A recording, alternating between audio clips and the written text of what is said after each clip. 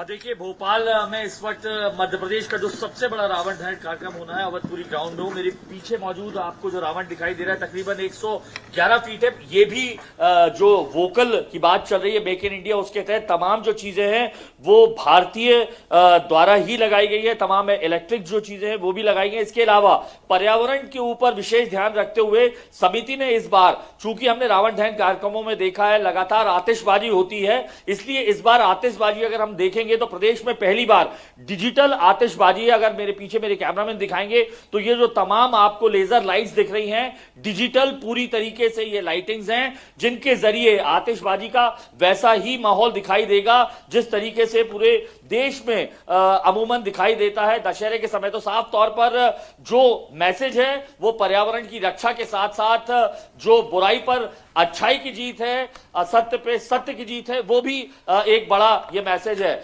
और इसके साथ साथ मैं आपको बता दूं कि सबसे बड़ा रावण अकेले यहां पे ही नहीं, इसके अलावा 200 से ज्यादा जगह पर राजधानी भोपाल में जो है रावण के दहन का कार्यक्रम है। जिस तरीके से पटना के हालात हम देख रहे हैं, बारिश ने वहां पर तमाम आयोजकों को हलकान किया है। सुबह से मौसम यहां पर भी खराब था, लेकिन मौसम ने अभी थोड़ी करवट बदली है।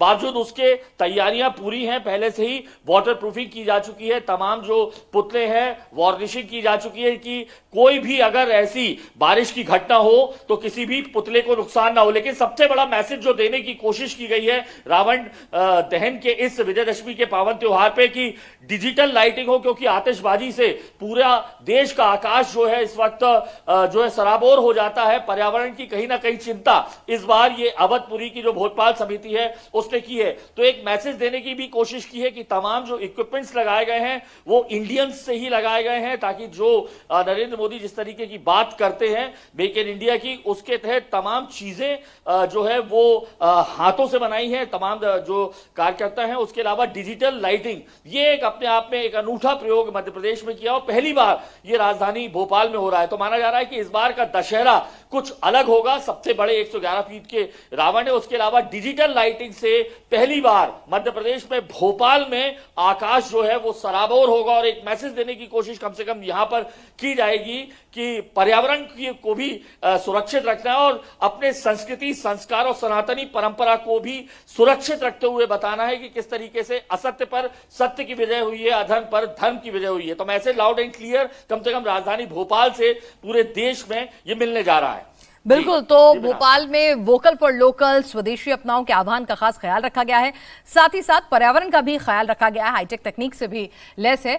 हम ओंकार के पास चलते हैं। ओंकार सरकार हमारे साथ इस वक्त कोलकाता से जुड़े हैं। ओंकार, पहले विजयदशमी के दिन सिंदूर खेला के साथ मां को विदाई और अब रावण दहन की तैयारियां।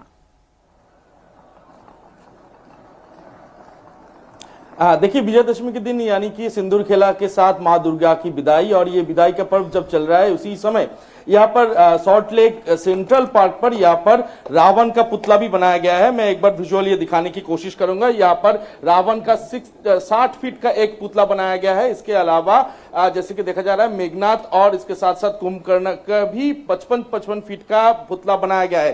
शाम के 7:30 बजे ये रावण दहन शुरू होगा और इस रावण दहन के लिए सभी तैयारियां जो है तैयारी एकदम आखिरी चरण पर है इस वक्त। जैसे कि देखा जा रहा है कमेटी इस वक्त उसी पर जुटी हुई है और ये जो पूरी तमाम ये रावण दहन होगा इसके लिए इको फ्रेंडली पटाखे इसमें इस्तेमाल किया गया है। और इको फ्रेंडली पटाखे इस्तेमाल करने की वजह से पर्यावरण के कोई नुकसान ना हो, एनवायरमेंट के कोई नुकसान ना हो, उसके ऊपर भी खास ध्यान रखा गया है। और इससे पहले रावण दहन शुरू होगा शाम के 7:30 बजे के आसपास, और उससे पहले यहाँ पर सांस्कृतिक अनुष्ठान भी किया जाएगा, वो भी शाम के 6:30 बजे से शुरू होगा। और उसके बाद रावण दहन के लिए लगभग 5 से 7 हजार लोग यहाँ पर इकट्ठे होंगे और ये रावण दहन देखेंगे। तो और एक बार पिनास दिखाने की कोशिश करूंगा। हम लोग इस वक्त है सॉल्ट लेक के सेंट्रल पार्क ग्राउंड पे। यहाँ पर रावण की जो पुतला लगाया गया है ये 60 फीट ऊंची है इस पुतला। इसके अलावा